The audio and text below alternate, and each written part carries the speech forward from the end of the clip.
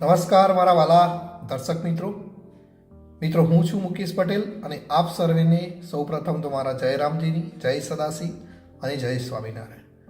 મિત્રો, આપણી ઘરની અંદર ઘણી બધી વસ્તુ એવી છે કે જેનો આપણે આપણા જે રોગો છે એની અંદર આપણે એનો ઉપયોગ કરી શકીએ છીએ, પણ એનો ઉપયોગ કેવી રીતે કરવો એની આપણી જોડે માહિતી નથી હોતી।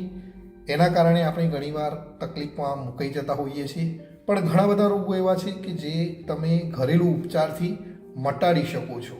તો આજે જ એવી જ એક વસ્તુની મિત્રો હું તમારી સાથે વાત કરવાનો છું। પણ એના પહેલાં મારો જે એક ઇલાયચીનો જે વિડીયો હતો એ આપ સર્વે ખૂબ નિહાળ્યો છે, એ વિડીયોને ખૂબ તમે પ્રેમ આપ્યો છે, સારા લોકો સાથે ખૂબ એને શેર કર્યો છે। તો આજનો જે વિડીયો છે એ પણ એના લગતો જ છે।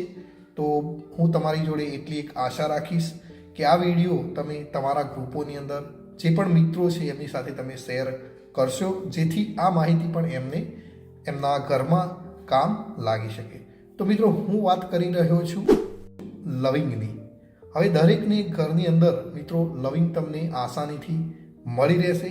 તો આ લવિંગના ઘણા બધા મિત્રો ફાયદા છે, એ ફાયદા આપણે ઘણી વખત નથી ખ્યાલ હોતો, એના લીધે આપણે એનો ઉપયોગ કરી શકતા નથી હોતા।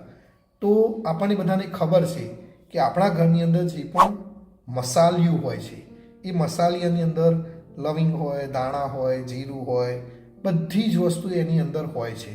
પણ જો એ તમે તમારા ભોજનની અંદર નથી ઉપયોગમાં લેતા તો જે આપણું ભોજન છે એનો સ્વાદ આવતો નથી। એ જ રીતે મિત્રો, સ્વાદની સાથે સાથે આ જે વસ્તુઓ છે એ ઘણા બધી બીમારીઓને આપણને દૂર કરવાની અંદર મદદ કરતા હોય છે। પણ એને કેવી રીતે ઉપયોગમાં કરવો એના વિશે હું તમારી સાથે આજે ચર્ચા કરવાનો છું મિત્રો।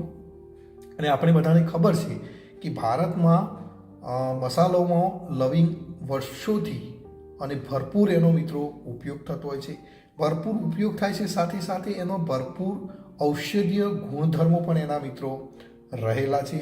તો આજે આપણે જાણીશું કે લવિંગના કયા રોગની અંદર કેવી રીતે આપણે ઘરેલું ઉપચાર માટે ઉપયોગ મિત્રો કરી શકીએ છીએ। તો ચોક્કસથી વિડીયો તમે અંત સુધી નિહાળજો। સૌપ્રથમ મિત્રો વાત કરીશું તો લવિંગ જે છે મિત્રો, એ લવિંગના ગુણોની વાત કરીએ તો એની અંદર શું રહેલું છે એની જો વાત કરીએ તો લવિંગની અંદર મિત્રો કેલ્શિયમ છે, મેગ્નેશિયમ છે, વિટામિન છે, ફાઈબર છે, આયર્ન છે, મેંગેનીઝ છે, વિટામિન એ છે, વિટામિન B6 છે, આવા બધા ઘણા બધા મિત્રો આની અંદર ન્યુટ્રિયન્ટ્સ રહેલા હોય છે। એટલે લવિંગ જે છે એ મિત્રો અસ્થમા, પેટ અને ગેસ જે સંબંધિત જે બીમારીઓ છે એની અંદર ખૂબ જ ઉપયોગી છે। અને સાથે સાથે આજે હું તમને આ જે લવિંગ છે એના જુદા જુદા રોગોની અંદર કેવી રીતે આપણે ઉપયોગ કરીએ એના વિશે હું તમને વાત કરવાનો છું। તો સૌપ્રથમ આપણે મિત્રો વાત કરીશું લવિંગના 14 ફાયદા વિશે। તો કયા 14 રોગ જે છે એની તમે ઉપયોગમાં લઈ શકો છો।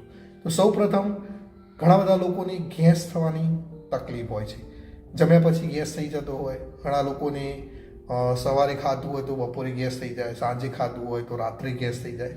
તો જે પણ વ્યક્તિઓને ગેસ થવાની તકલીફ છે એમના માટે લવિંગ કેવી રીતે ઉપયોગી થઈ શકે। તો મિત્રો, ખાધા બાદ તમે 2 લવિંગ ચાવી જાઓ છો તો જે આપણું ડાયજેશન છે એ સારું થાય છે અને જે ગેસ થવાની સમસ્યા છે એની અંદર આપણે રાહત મેળવી શકીએ છીએ। ઘણા બધા આપણા મિત્રોને માથાના દુખાવાનો એક પ્રશ્ન જોવા મળતો હોય છે। તો માથાની દુખાવાની અંદર પણ લવિંગ ખૂબ જ ઉપયોગી છે। હવે જો તમને માથાનો દુખાવો થતો હોય તો લવિંગનો ઉપયોગ આપણે કેવી રીતે કરીશું?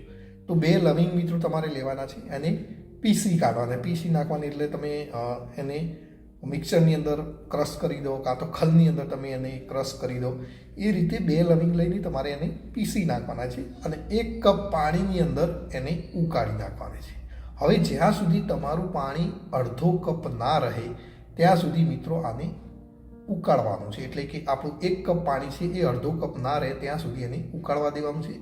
અને ત્યાર પછી જે આ લવિંગનું પાણી છે એ મિત્રો ગાળી લઈ અને એની અંદર થોડીક ખાંડ મિક્સ કરીને જો તમે સૂતા પહેલાં પીવો છો તો તમારો જે માથાનો દુખાવાનો જે પ્રશ્ન છે એ મહદ અંશે અહીં મિત્રો મટાડી શકાય છે. આજકાલ દાંતના દર્દોનું સૌથી વધારે લોકોને જોવા મળતા છે કે દાંતના અંદર પીડા થતી હોય તો દાંતની અંદર જો દર્દ થતું હોય તો દર્દવાળી જે જગ્યા છે ત્યાં લવિંગનું તેલ, મિત્રો બજારની અંદર લવિંગનું તેલ રેડીમેડ તમને મળી જશે, તો લવિંગનું તેલ લગાવો અથવા તો દાંતની નીચે મિત્રો જ્યાં તમને દુખાવો થતો હોય ત્યાં લવિંગને દબાવી રાખો, એટલે એની અંદરથી ઓટોમેટિક જે તેલ છે એ નીકળશે.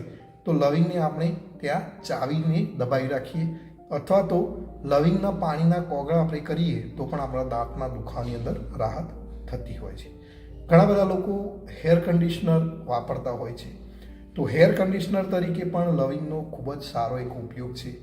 એની અંદર તમારે લવિંગ પીસીને 1 ચમચી એનું જે લવિંગ તમારે મિત્રો પીસી નાખવાનું છે અને 1 ચમચી ઓલિવ ઓઇલ તમને બજારની અંદર જે મળે છે એને મિક્સ કરી અને પછી તમે જો વાળ ઉપર લગાવો છો અને 20 મિનિટ સુધી તમારે માથાની અંદર રહેવા દેવાનું અને ત્યાર પછી તમે જો શેમ્પૂ કરો છો તો હેરને એ કન્ડિશનર કરે છે. ઘણા લોકોને હેર વોશ તરીકે પણ આપણે લવિંગનો ઉપયોગ કરી શકીએ છીએ. તો લવિંગનું જે પાણી આપણે ઉકાળ્યું હતું, અગાઉ મેં તમને બતાવ્યું એ પ્રમાણે તમે પાણી ઉકાળી અને ઠંડુ પડે એટલે એનાથી તમે જો મિત્રો વાળની સફાઈ કરો છો તો વાળ સોફ્ટ બને છે અને સિલ્કી પણ બને છે. ઉલટીનો પ્રશ્ન હોય કોઈને તો ઉલટીની અંદર પણ કોઈને ઉબકા આવતા હોય, ઉલટી થતી હોય, આવા જો કોઈને પ્રશ્ન હોય તો લવિંગનો જે પાવડર છે આપણે મિક્સરની અંદર દળી અને એનો પાવડર આપણે કરી શકીએ છીએ.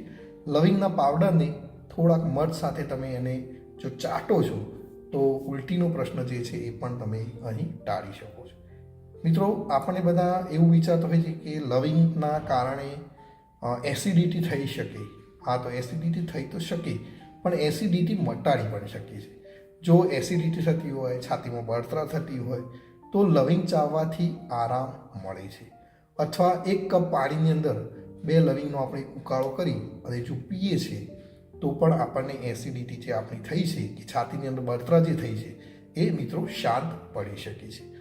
એ જ રીતે ઉધરસની અંદર આપણે બધાને ખબર છે કે જ્યારે પણ ઉધરસ થાય ત્યારે આપણે લવિંગને શેકીને ચાવીએ છીએ તો આપણને ઉધરસની અંદર ફાયદો થતો હોય છે.